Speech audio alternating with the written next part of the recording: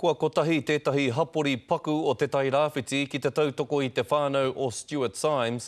He tangata rongonui, he tangata matapopore anō hoki i roto i te hapori. I mate mai rā ia i tētahi hauata waka i ngā rangi whakatā.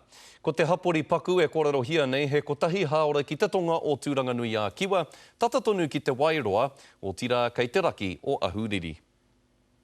He toa tōna tikana he ki i te tangata, enari he tū moke i te rangi nei. He moke te kāinga nei, o rā kai pāka. Mo te wehi nā tū taki tūkana i tēnei wā.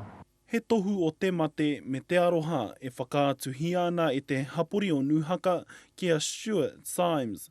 Ko ia te kai whakahaere o tēnei toa i konei, i nā tahira aka tuki tōna waka ki te tahi atu, he rima te kaumā ono o nā tau kariro ki tua. E tino oranga taki tūkana. Kare a mauiwi, kare a mate.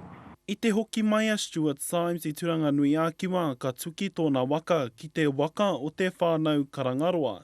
Ko ia anake i mate te toina i kawea ki te hohipera.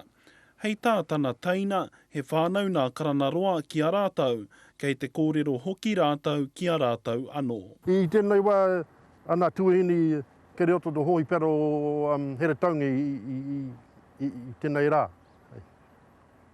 Kei te pai rāwa. E mohio tia whānui tiana ko Papa Stu. He tanata aki i nā rangatahi kia kaha whai i te hā kinakina, ko tōna kai nā kau ko te whutu pōro, ko ia tērā e whai ana i nā kapa o te wāhi nei. E kā tono wā, ki te awhi, ki te whakapakari i nā tangata. He aki e kore anō e rānona. Ka mahue i ho tōna hoa ranatina, a rāua tamariki toko whā, me nā mokopuna toko ono. Ai, ka hoki mai nā tamariki no ahi tarerea, no tā wahi, ki te kāinga, ki te marae o tānei nui ārangi. Ka takoto te tū pāpaku ki te marae o tāne nui ārani i Nuhaka, ki te rā nehu a te rā apa. Rā paura tā whai, te karere.